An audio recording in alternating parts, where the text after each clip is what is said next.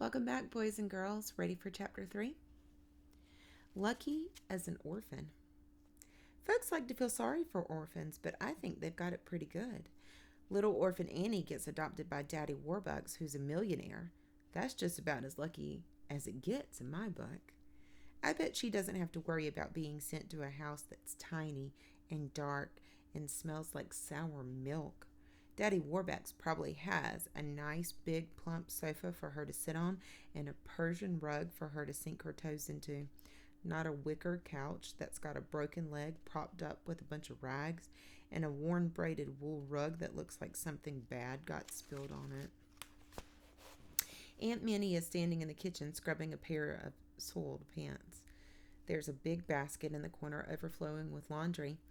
Where should I put my suitcase? I ask. She glances at me, a harried look on her face. The boys will have to share, I suppose. You can stay in Bean's room, upstairs and to the left. I climb the set of narrow stairs to what looks more like an attic than a proper second floor. There are 2 rooms at the top of the landing. The door to the right one is shut. I open the one to the left and peer inside. It's a tiny room with an odd-looking shuttered window, like a hatch, set deep in the sloping roof. There's an iron bed and a small chest of drawers. One of the walls is covered with funny pages from newspapers. There's Crazy Cat, Terry and the Pirates, Flash Gordon, and even some of my favorite, Little Orphan Annie. Smokey leaps out of my arms and starts sniffing at the floor. When we worked for the Talbots, our room was right next to the pantry. Mama and I would lie in bed in the dark and listen to the rats running around, searching for food. One night I woke up and there was one perched on my pillow, nibbling on my hair.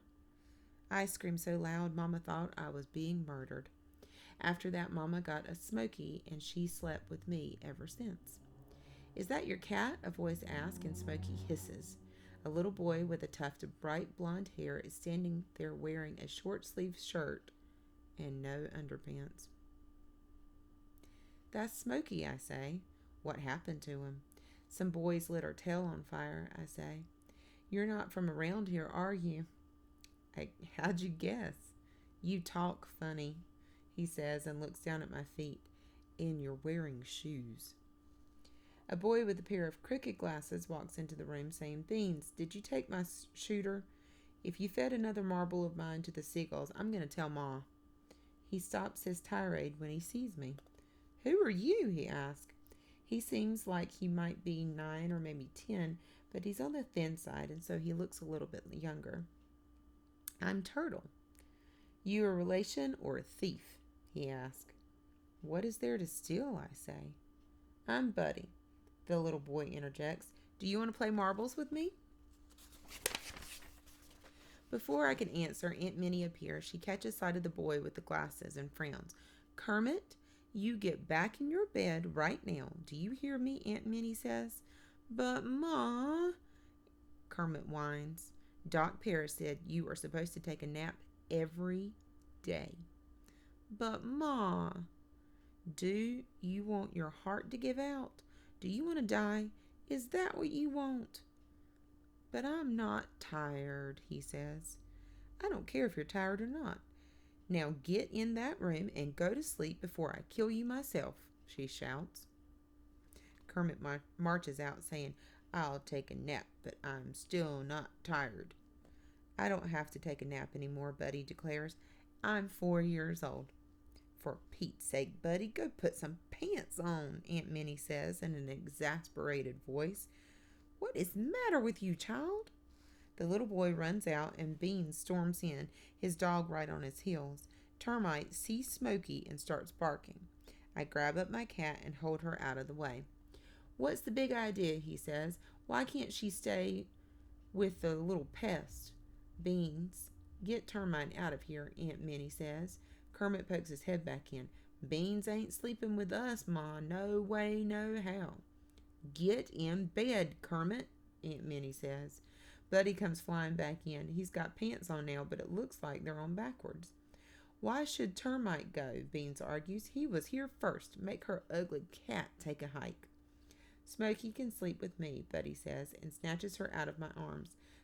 Smoky hisses in fear and swipes at Buddy's nose. Ow, the little boy cries and drops Smoky.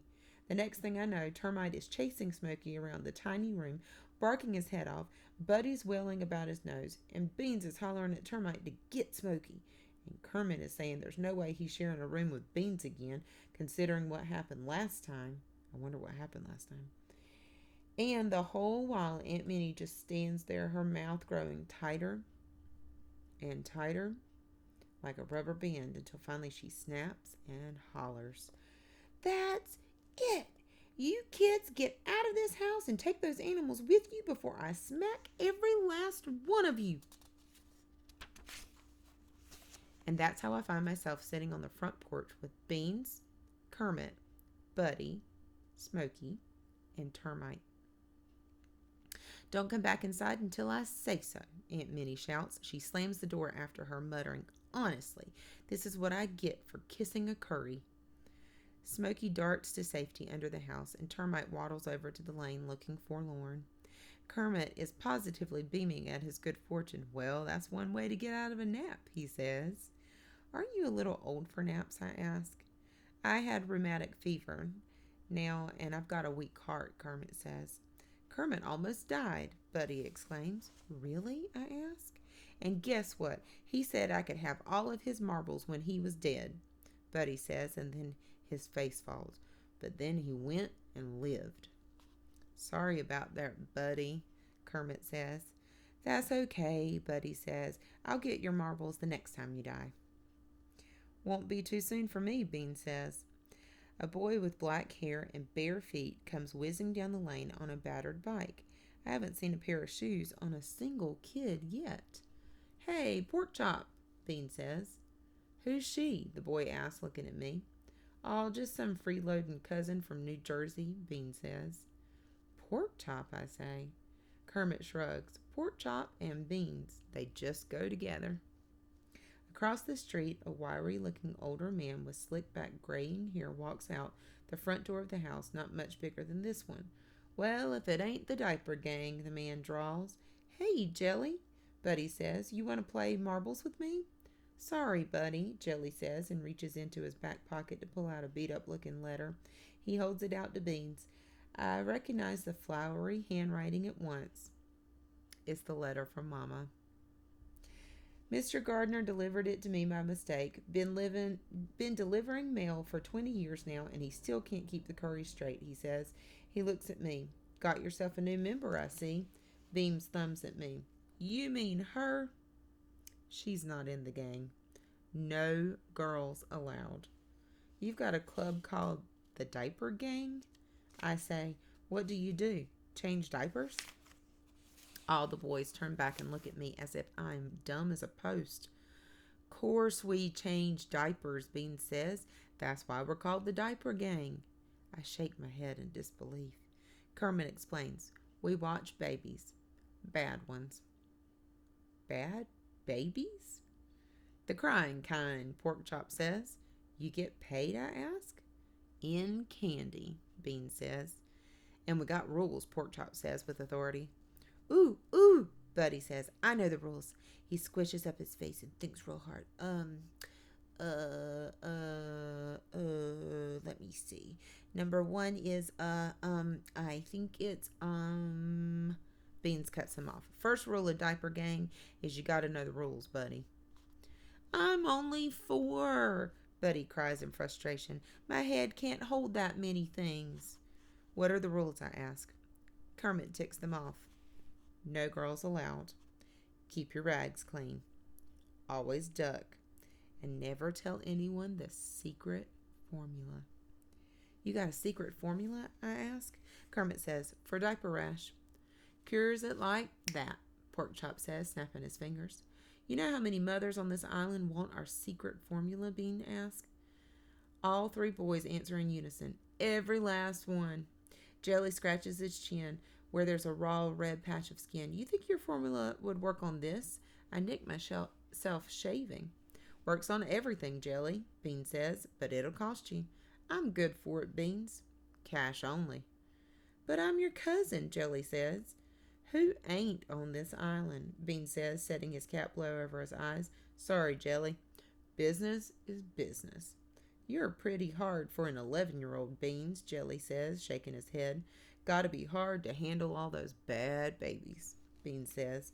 You ever take care of good babies, I ask. There ain't no such thing, he declares. Kermit grins. That's why we're always in business. See you next time for Chapter 4.